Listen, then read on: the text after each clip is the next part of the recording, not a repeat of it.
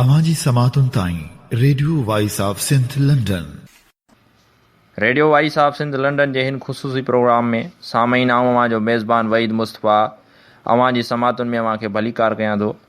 सामईन, radio voice of Sindh London पारां सिंध जे शाइर लेखक एजाज़ मंगीअ जो लेख कराची कमेटी विरहाङे जी साज़िश जो वर्जाउ ही लेख अवां जी मालूमात लाइ पेश करे रहिया आहियूं। ही दौर शायदि आइनी हमलनि जो आहे। हिकु तरफ़ भारत कश्मीर जे ख़ुदि मुख़्तियार हैसियत खे ख़तमु करण लाइ आइन जे आर्टिकल 370 खे हटाइण जो फ़ैसिलो कयो आहे ऐं हिन महीने खां पोइ नए पाकिस्तान जी काबीना जे हिकु नफ़ीस वज़ीर फ़रोग़ नसीम कराचीअ खे सिंध हुकूमत खां कटण लाइ आर्टिकल 149 खे बुनियादु बणाइण जी कोशिशि कई, जॾहिं त आइन जो इहो आर्टिकल उन कम लाइ आहे। इहा सोशल मीडिया जी करामत आहे या हाणे अवाम मामलनि खे पाण हथनि में खणी वरितो आहे जो उहे माण्हू जिन खे पंहिंजे फ़ोन ऐं पंहिंजे शहर जो कोड नंबर बि यादि न रहंदो आहे, उन्हनि खे भारतीय आइन जो आर्टिकल 370 ऐं पाकिस्तान आइन जो आर्टिकल 149 यादि आहे। इन सुजाॻीअ जे लाइ सोशल मीडिया माण्हुनि जी मदद ज़रूरु कई आहे, पर जेकॾहिं माण्हुनि खे पंहिंजी सियासी पार्टियुनि जी मदद ते एतबार हुजे हा त हूंद हू अॼु बि अहिड़े ख़फ़े में न पवनि हा। साईं जीएम सैद खे उहो सिंधी कलाम तमामु घणो वणंदो हो त तुंहिंजी मोहबत वधी आहियां मामरे न त केरु कशाला कढे। मज़लूम धरतियुनि जा माण्हू सियासी इल्मु ऐं ॼाण हासिलु करण जे जंहिं तकलीफ़ मां गुज़री रहिया आहिनि, उहा तकलीफ़ उन्हनि जे हिसे में अॻु न आई हुई। हू न सिर्फ़ु सियासी ऐं कानून ॼाण हासिलु करण जी कोशिशि कनि था, पर सोशल मीडिया जे महाज़ ते हर वक़्तु सुॼाग ऐं मुतहरक रहनि था। उन्हनि खे मालूम आहे त जेकॾहिं उन्हनि हिकु पल लाइ बि अखि छंभी त उन्हनि जूं नाले में निहाल ऐं नाम नहाद सॼण सियासी पार्टियूं उन्हनि ख़िलाफ़ु सौदेबाज़ी करण में हिकु घड़ी बि ज़ाया न कंदियूं। उन करे कश्मीर जी या सिंध जे माण्हुनि खे बि पंहिंजी धरतीअ जे बचाव लाइ हिकु अखि खोले निंड करणी पवे थी। सिंध जे सिलसिले में इमरान ख़ान जा इरादा बुरा न हुआ।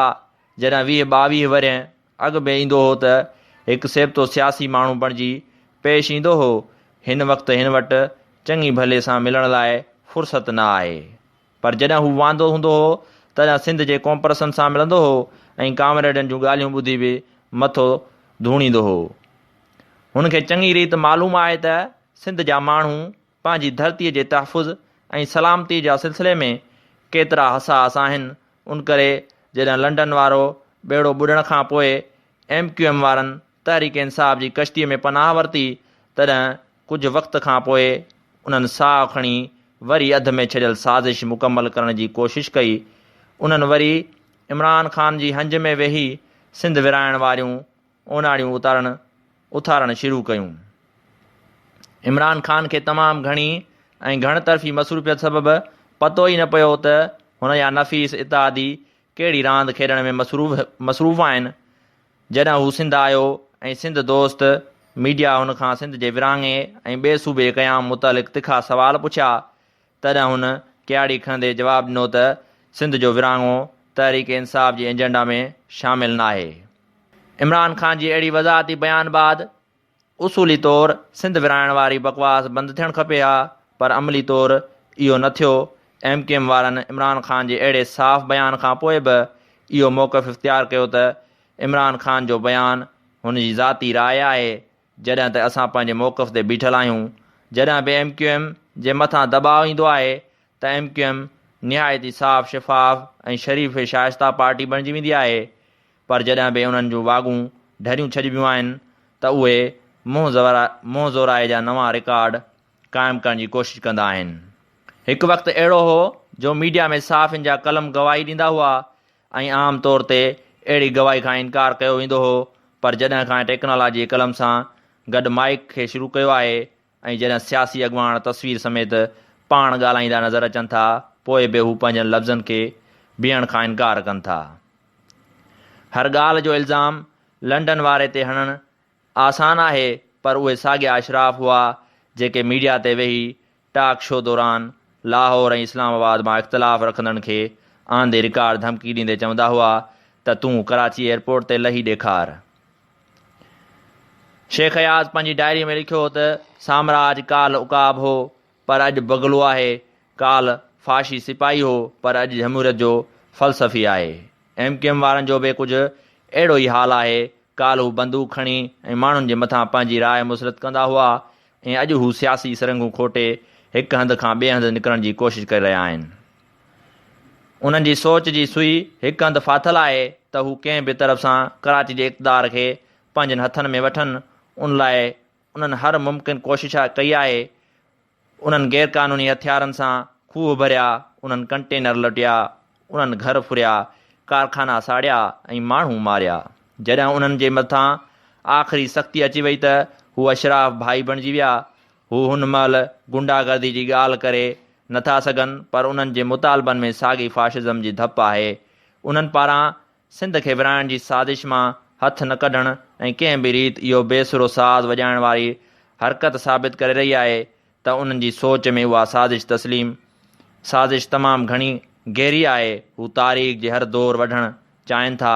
हू तक़सीम दर तक़सीम जा आदी आहिनि। हू उन लाइ हथु ॿधे ऐं पेरें पए बि सघनि था। हू उन लाइ हथु कटे ऐं पेर कढी बि सघनि था। तारीख़ जे हर दौर साबित कयो आहे त उन्हनि जी सियासत उन वणवेड़े जहिड़ी आहे जेका हर साए सताबे वण खे चूसे ख़तमु करे छॾींदी आहे। हू उन वल जहिड़ा आहिनि जंहिंजे जड़ धरतीअ में न हूंदी आहे, उहा सिर्फ़ ऐं सिर्फ़ ॿिए जे माल ते मचे मवाड़ थींदी आहे। साइंसी ॿोलीअ में अहिड़े क़िस्म जे अमल खे पेरास्टिक कोठियो वेंदो आहे। काल कराची वारे पेर सां उन करे कुठा थिया हुआ जो उन्हनि खे कराची अलॻि थी खपे ऐं हाणे बि हू इमरान ख़ान जे चौधारी उन करे मड़ी वेठा आहिनि जो उन्हनि खे हुन मां पंहिंजो कमु कढणो आहे। उर्दू ॿोली जो हिकु भलो पहाको आहे, चोर चोरी से जाए हेरा फेरी से न जाए। हू काल चोरी कंदा हुआ, हू पोइ सीना ज़ोरी करण लॻा। हू वरी चोरी वारे दग ते मोटी आया आहिनि। हाणे उन्हनि वटि न के कुल्हा ऐं न उहे बंदूकूं आहिनि जेके उन्हनि कुल्हनि ते रखियूं हलायूं वेंदियूं हुयूं। हू हुन महिल इमरान ख़ान जे सियासी आगोश में पनाह वठी वेठा आहिनि। उन्हनि कंहिं बि रीति इमरान ख़ान खे उबतियूं सुबतियूं ॻाल्हियूं ॿुधाए उन लाइ तयारु करे वरितो आहे त वफ़ाक़ी फंड सिंध में पीपुल्स पार्टी वारा खाई था वञनि। उन करे उन लाइ अलॻि कमेटी ठाही वञे।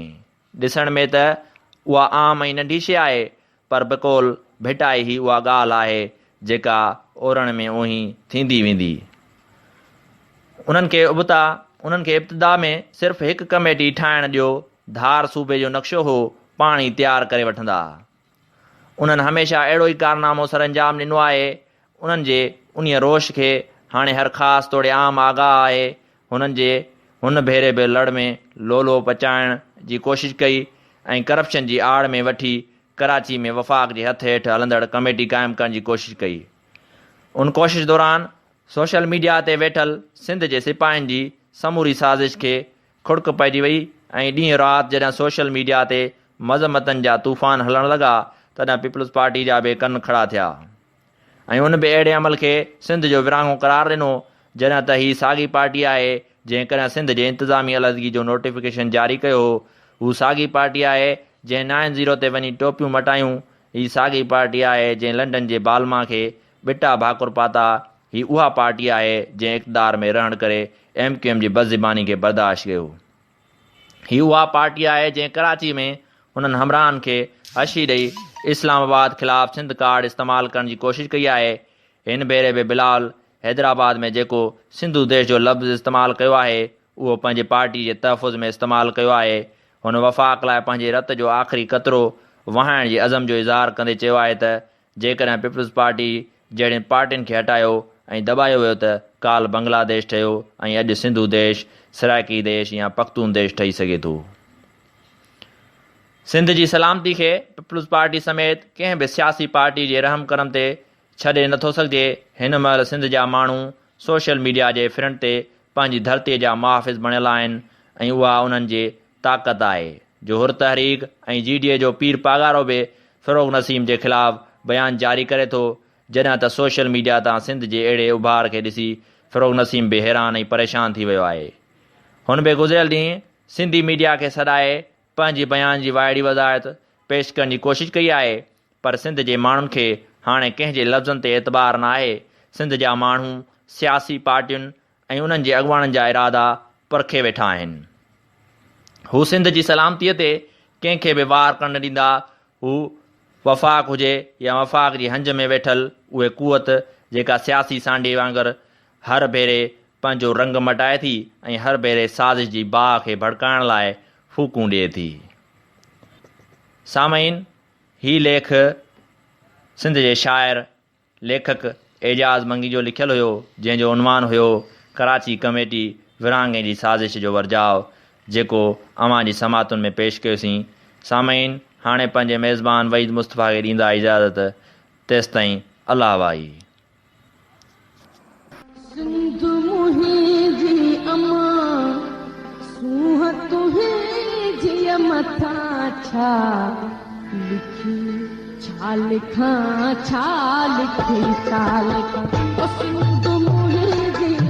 दुनिया जा सिंधियो हिक मुठ थी सिंध बचायो।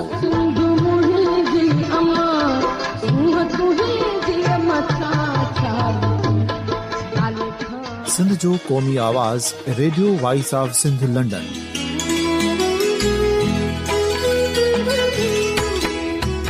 Radio voice of Sindh London पंहिंजी नशरियात में सिंध जी सियासत, समाज, इक़्तिसादियात, तारीख़, क़ौमी उमंगुनि ऐं इख़्लाक़ियात मुतलिक़ सिंध जी हक़ीक़ी तर्जुमानी कंदे प्रोग्रामनि खे असराइतो बणाइण लाइ सिंध जे घण घुरनि ऐं धरतीअ सां प्यार कंदड़ अदीबनि, दानिशवरनि, सहाफ़ियुनि, उस्तादनि, वकीलनि ऐं हर तबिके जे मानवारनि सजणनि खे सिंध में शऊरी इनकलाब लाइ सहकार जो सॾु ॾियूं था। अचो त गॾिजी सूफ़ियुनि ऐं संतनि वारी सिंध जो ओज हिकु मुठ थी वरी वापसि आणण वारे सफ़र जा साथारी बणिजऊं।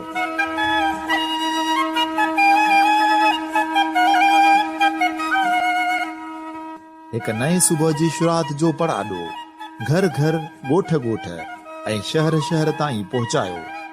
शाल सिंध आबाद ऐं खुशहाल थिए, सिंधी माण्हू सुखियो ऐं सताबो थिए।